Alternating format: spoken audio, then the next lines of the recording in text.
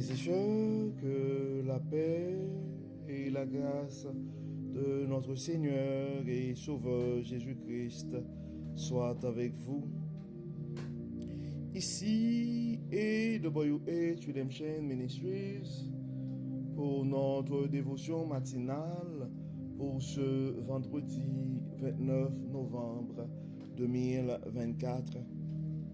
Toujours dans la mission de vous accompagner, journée après journée, matinée après matinée, réveil après réveil, sur le chemin du royaume de Dieu.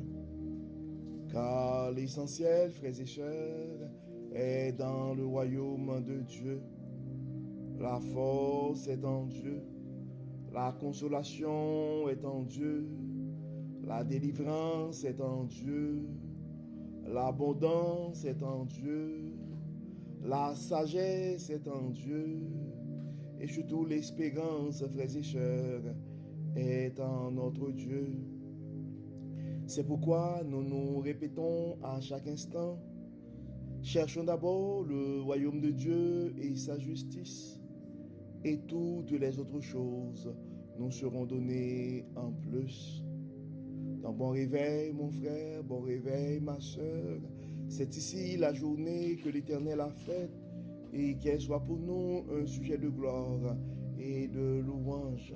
Oui, béni soit le nom de notre Dieu ce matin. Que son nom soit béni, que son nom soit glorifié, que son nom soit salmodié. Car il nous a fait du bien. Beaucoup ne se sont pas réveillés ce matin, frères et sœurs. Beaucoup n'ont pas survécu cette nuit. Mais gloire soit rendue à Dieu. Nous sommes comptés comme parmi les vivants ce matin. Nous pouvons crier, Ebenezer, Ebenezer. Jusqu'ici l'Éternel nous a secourus. Oui, frères et sœurs, les bontés de l'Éternel ne sont pas épuisées. Ses compassions ne sont pas à leur terme. Elles se renouvellent chaque matin. La fidélité de notre Dieu est grande, frères et sœurs. C'est un Dieu sur lequel nous pouvons compter. Oui, notre Dieu n'abandonne jamais ses enfants. Il est un Dieu bon et fidèle.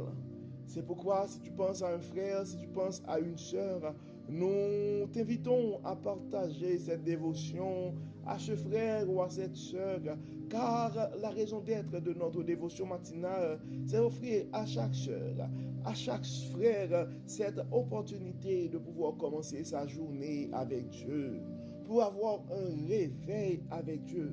Car nous avons la ferme conviction, frères et sœurs, qu'un réveil avec Dieu nous ouvre la porte pour une journée remplie de sa faveur. Et si nous arrivons à accumuler des journées remplies de la faveur de Dieu, frères et sœurs, nous allons finir par avoir une année 2024 comblée de sa bonté. Et en accumulant des années comblées de la bonté de Dieu, nous allons avoir une vie remplie, comblée de ses plus riches bénédictions sur plusieurs générations. Donc le texte qui nous est proposé ce matin, frères et sœurs, pour notre dévotion matinale, c'est le texte que nous trouvons dans la première lettre de Paul à Tite.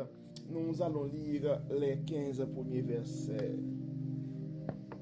Tite, chapitre 1er, verset 1 à 15.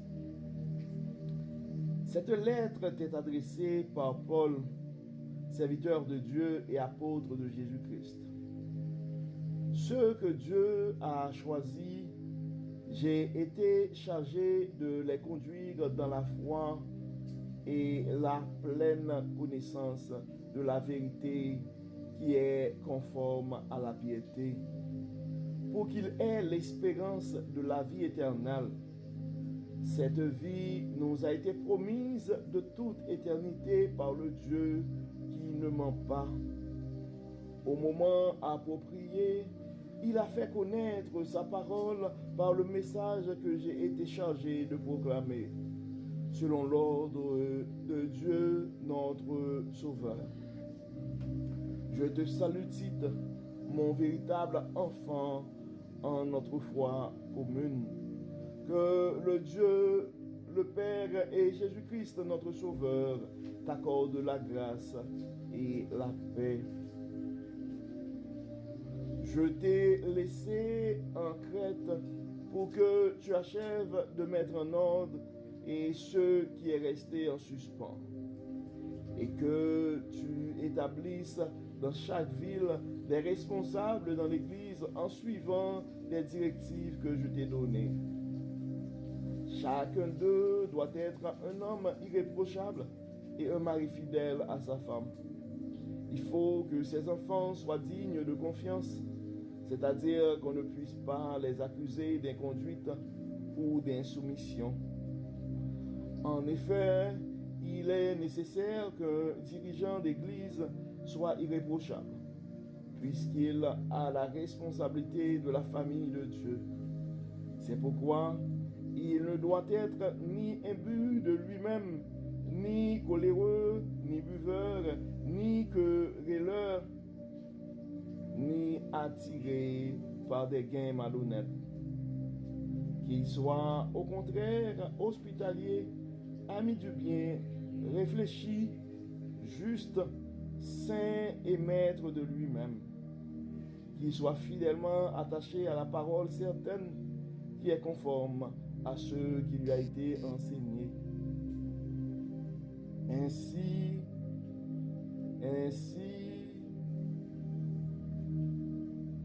il sera en mesure d'encourager les autres selon l'enseignement saint et de réfuter les contradicteurs. Car nombreux sont ceux qui refusent de se soumettre à la vérité. Ils profèrent des discours creux et entraînent les gens dans l'erreur.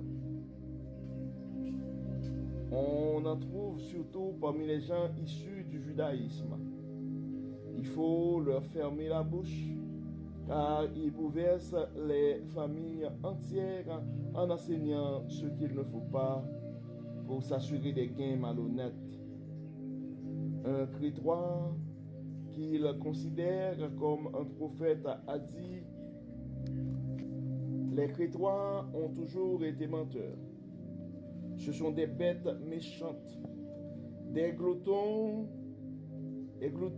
et des fainéants. Voilà un jugement qui est bien vrai. C'est pourquoi reprends-les sévèrement pour qu'ils aient une foi saine, en ne s'attachant pas à des récits juifs de pure invention et à des commandements provenant d'hommes qui se sont détournés de la vérité. Pour ceux qui sont purs, tout est pur, mais pour des hommes souillés, incrédules, rien n'est pur. Leurs pensées et leurs consciences sont souillées.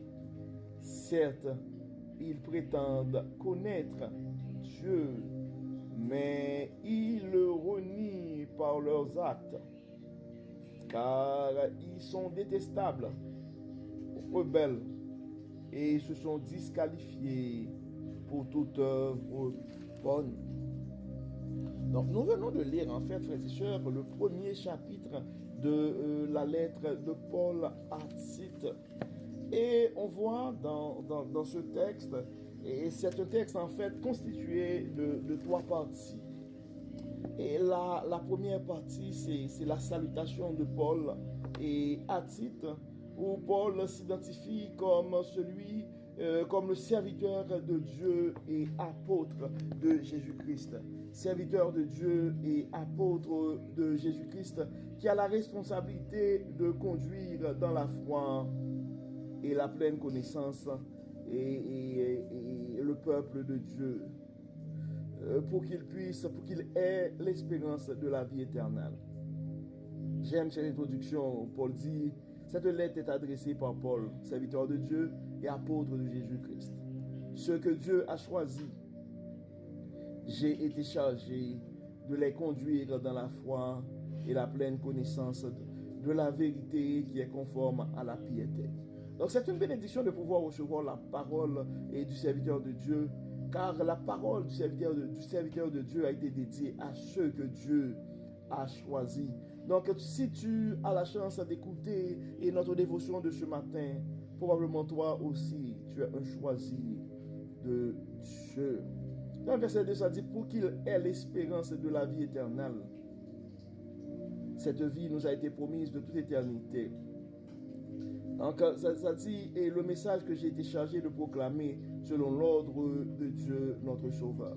Donc, en fait, et pour notre méditation de dimanche prochain et du dimanche, nous aurons à parler pendant le mois de décembre, frères et sœurs, et de la proclamation de l'espérance de la bonté de Dieu. Nous sommes appelés à proclamer l'espérance de la bonté de Dieu. Nous serons appelés à proclamer l'espérance de la bonté de Dieu pendant le mois de septembre, pendant le mois de décembre. Donc, on s'entend, frères et sœurs, et l'apôtre Paul a été aussi appelé à proclamer l'évangile de Jésus-Christ, mais aux choisis, à ceux qui ont été choisis par Dieu. Il a pris le temps de saluer Tite et en réclamant la paix et la grâce de Dieu et sur lui. À partir du verset 5 jusqu'au verset 9, et ça parle de l'établissement de responsables dans l'Église. Donc, en fait, l'Église, c'est une organisation, frères et sœurs, nous devons le rappeler. Le ministère, c'est une organisation aussi. Et donc, ça prend des leaders. Donc, ça prend des responsables dans des endroits clés. Et on voit encore une fois, et Paul a pris le temps de mentionner le profil des gens qui sont appelés à être responsables dans l'Église. Ça dit, je t'ai laissé en Crète et pour que tu achèves de mettre en ordre ce qui est resté en suspens et que tu établisses dans chaque ville des responsables dans l'Église en suivant les directives que je t'ai données. Chacun d'eux doit être un homme irréprochable et un mari fidèle à sa femme. Il faut que ses enfants soient dignes de confiance, c'est-à-dire qu'on ne puisse pas les accuser d'inconduite ou d'insoumission. En effet, il est nécessaire qu'un dirigeant d'église soit irréprochable puisqu'il a la responsabilité de la famille de Dieu. C'est pourquoi qu'il ne doit être ni imbu de lui-même, ni coléreux, ni buveur, ni querelleur, ni attiré par des gens malhonnêtes. Qu'il soit au contraire hospitalier, ami du bien, réfléchi, juste, saint et maître de lui-même. Qu'il soit fidèlement attaché à la parole certaine qui est conforme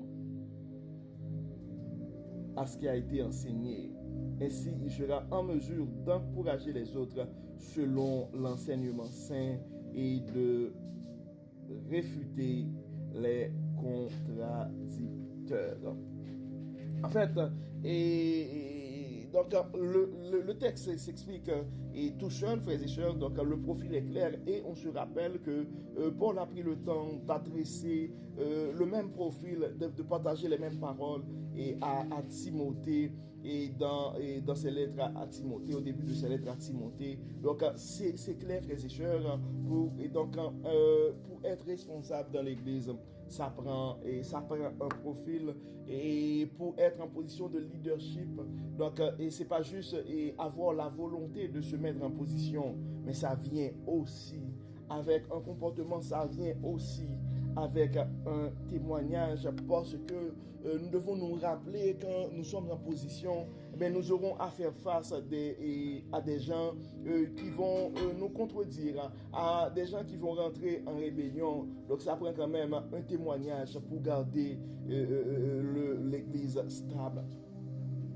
Et on voit qu'il a fait aussi une mise en garde contre les enseignements et de mensonges et contre les mauvais prophètes et contre, en fait, nous devons nous rappeler, frères et sœurs, que dans notre parcours sur le chemin du royaume, dans notre expérience, que ce soit dans l'église, que ce soit à l'extérieur, nous aurons à rencontrer des bonnes personnes et des mauvaises personnes. C'est pourquoi ça nous prend vraiment la force qui vient de Dieu, ça nous prend son Saint-Esprit et pour que nous puissions accomplir et comme ça doit cette responsabilité.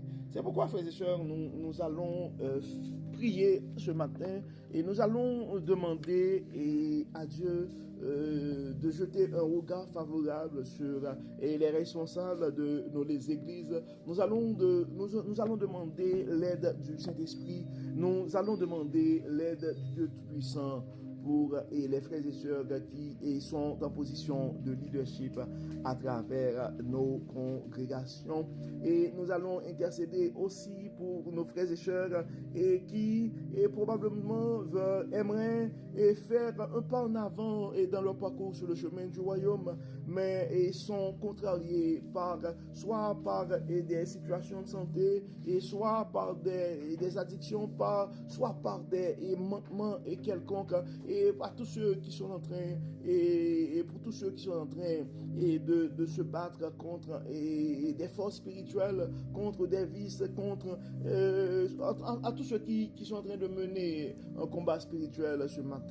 Et nous allons intercéder aussi. D'autres ont des problèmes de famille, parce que nous voyons que non seulement et ça prend un profil pour les responsables de l'Église, mais ça fait des exigences même aux membres de leur famille, à leurs enfants. Donc leurs enfants devraient être des enfants soumis, et ça devrait être des enfants qui ont quand même une bonne réputation. Donc nous allons prier le Seigneur.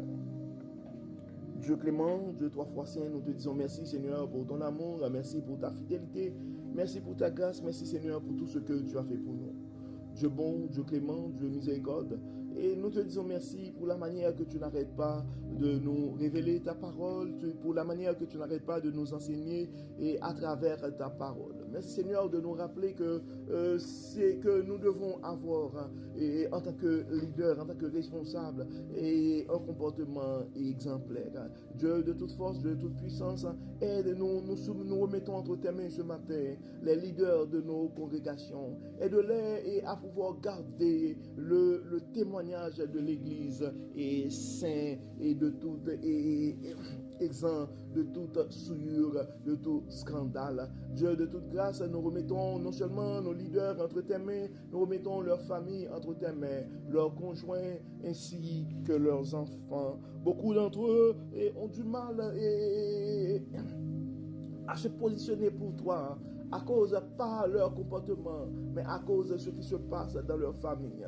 Dieu clément, Dieu de toute bonté, nous te demandons de les toucher, de les supporter, et tu es le réparateur des brèches. Nous te demandons, Seigneur, de venir en aide à ses frères et sœurs. Dieu clément, et il y a d'autres frères et sœurs qui aimeraient vraiment exceller et avancer à grands pas dans leur parcours sur le chemin du royaume, mais ils sont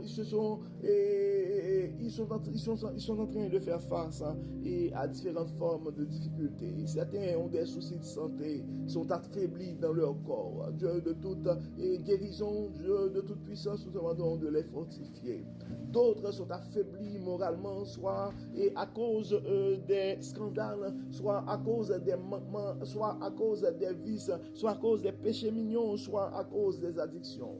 Dieu de toute grâce, Dieu de toute bonté, tu as le seul tu as le pouvoir sur l'esprit humain. Nous te demandons de manifester ta puissance, de toucher les cœurs et de faire briller ta gloire dans la situation de ses frères et sœurs. Dieu de toute grâce, d'autres ont des problèmes de couple, d'autres ont des soucis avec les enfants, d'autres ont des problèmes financiers, d'autres ont d'autres soucis, d'autres sont persécutés et d'autres sont en train de faire face à de grandes tentations.